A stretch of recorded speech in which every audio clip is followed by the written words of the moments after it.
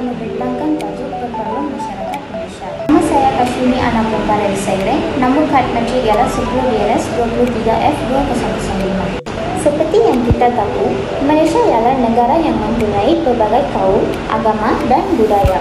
Kita ada kaum Melayu, Cina, India serta masyarakat di Sabah dan Sarawak yang berbeza budaya dan adat. Walaupun berbeza, kita semua tetap hidup bersama dengan aman dan saling menghormati antara satu sama lain. Perpaduan ini sangat penting sebab ia membantu negara kita kekal stabil, aman dan terus maju. Kalau tidak perpaduan, susah untuk kita mencapai kemajuan dalam ekonomi dan sosial. Sebab itu, kita semua perlu sentiasa menjaga hubungan baik antara kaum dan hidup dalam suasana tolong-menolong. Nama saya Kalpana, nombor menteri saya 10 DLS 23F2054. Dasar-dasar yang telah dilaksanakan oleh kerajaan Malaysia bagi meningkatkan perpaduan antara kaum. Dasar yang pertama ialah dasar pendidikan kebangsaan. Dasar ini bertujuan untuk menyatukan pelajar daripada pelbagai kaum di bawah satu sistem pendidikan. Melalui dasar ini, pelajar dapat belajar bersama tanpa mengira bangsa dan agama. Seterusnya ialah dasar ekonomi baru, DEB. Dasar ini diperkenalkan untuk mengurangkan jurang ekonomi antara kaum serta membasmi kemiskinan dalam kalangan rakyat Malaysia. Dasar yang ketiga ialah dasar kebudayaan bangsa. Dasar ini membentuk identiti yang berasaskan budaya tempatan serta menggalakkan masyarakat menghargai warisan budaya sendiri.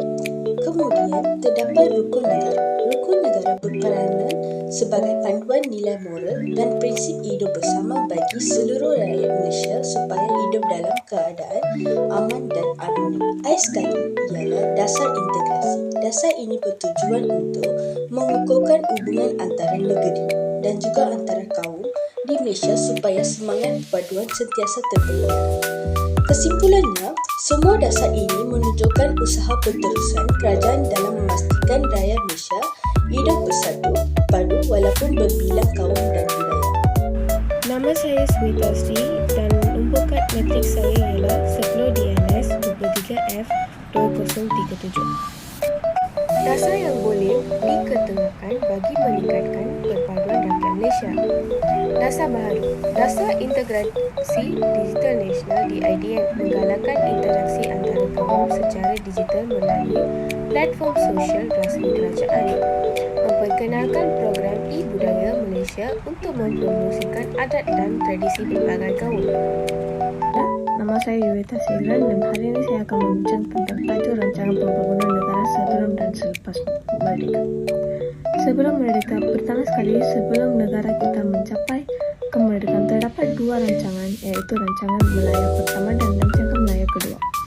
Rancangan Melayu pertama, fokus utama rancangan ini ialah pembangunan infrastruktur dan pertanian. Selain itu, rancangan ini bertujuan menyediakan peluang pekerja kepada penduduk luar bandar bagi meningkat taraf hidup mereka.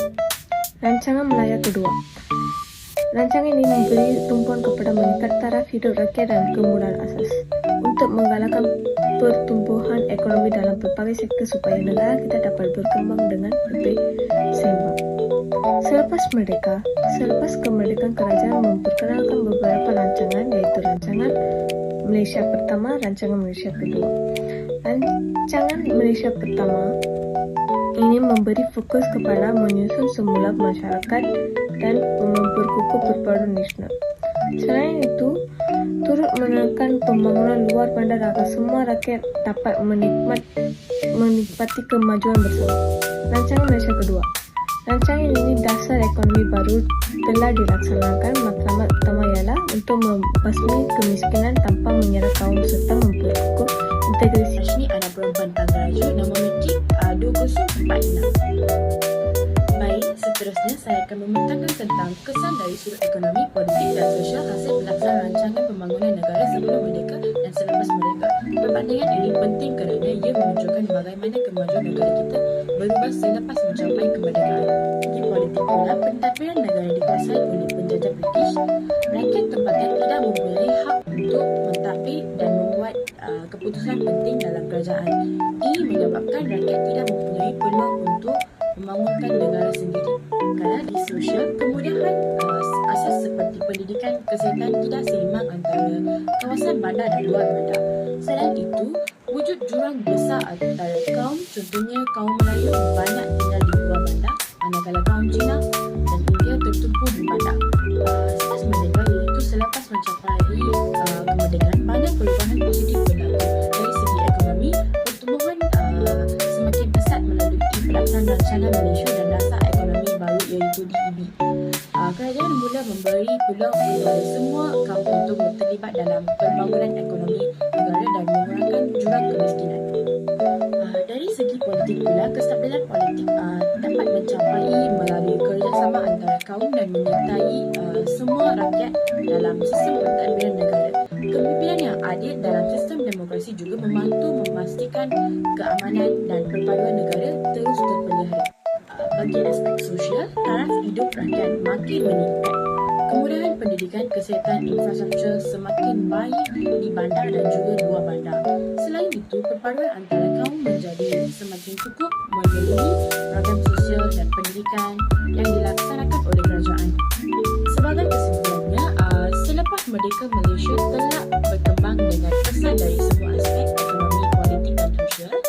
Pembangunan yang dilaksanakan bukan sahaja meningkat taraf hidup rakyat, tetapi juga ia membentuk sebuah negara yang aman. Secara keseluruhannya, perpaduan memainkan peranan besar dalam kemajuan Malaysia. Bila rakyat hidup bersatu padu, negara jadi lebih aman dan makmur. Kerajaan juga banyak jalankan usaha untuk kukuhkan perpaduan melalui pendidikan, aktiviti kemasyarakatan dan kempen yang mengalahkan nilai hormat menghormati. Dengan adanya semangat kerjasama ini, rakyat dapat menikmati kehidupan yang lebih baik, peluang pekerjaan yang adil dan kemudahan yang mencukupi. Jadi, kita semua perlu terus pelihara semangat perpaduan ini supaya Malaysia kekal aman dan berjaya pada masa akan datang.